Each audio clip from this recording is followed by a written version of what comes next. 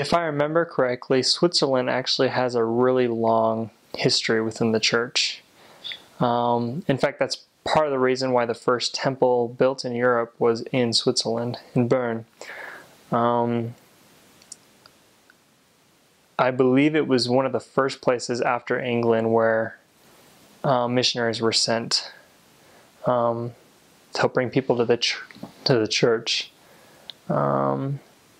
I can't remember the backstory exactly, but I think the first member of Switzerland, if I remember, was a shoemaker. And the elders in the field in Switzerland had shoes that were totally destroyed, and they went to a shoemaker, and while they were waiting for their shoes to be repaired,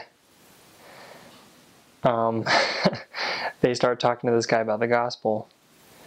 And from there, he learned about the Book of Mormon, read it, and yeah, you got your first member in Switzerland. And I mean, the members in Switzerland today, even people from Germany or Austria will tell you the members in Switzerland are the strongest. It's one of those things, it's very family oriented. I think that the members in Switzerland, once they're members, they'll be members for generations. So that's what's really cool too about bringing a family into the church in Switzerland, is that there's a higher probability that not only them but their children and their children's children will stay strong in the church. It's very, very family oriented there.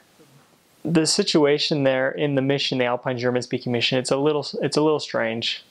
2 years ago, any American could serve in Switzerland, and you would just have to apply for a visa, and just like if you were to go anywhere else, you'd get it in a couple months. But now, strangely enough, they're not allowing any Americans into Switzerland. They are allowing still Europeans to serve in Switzerland, and they might change that in the future, I'm not sure.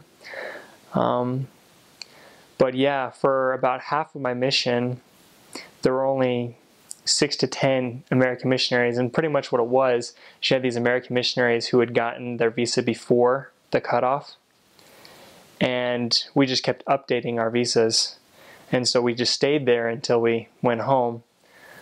But yeah, today, I don't think there's a single American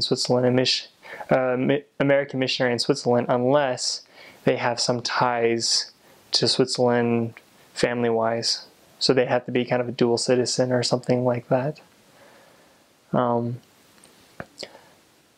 But that doesn't go to say that you can't have American missionaries in Austria or Germany. That's still totally allowed.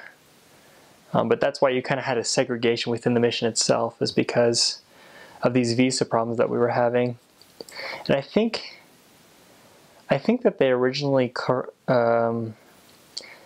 decided to do that because, I want to say because there were huge immigration problems in Switzerland. I think France is working to do the same thing.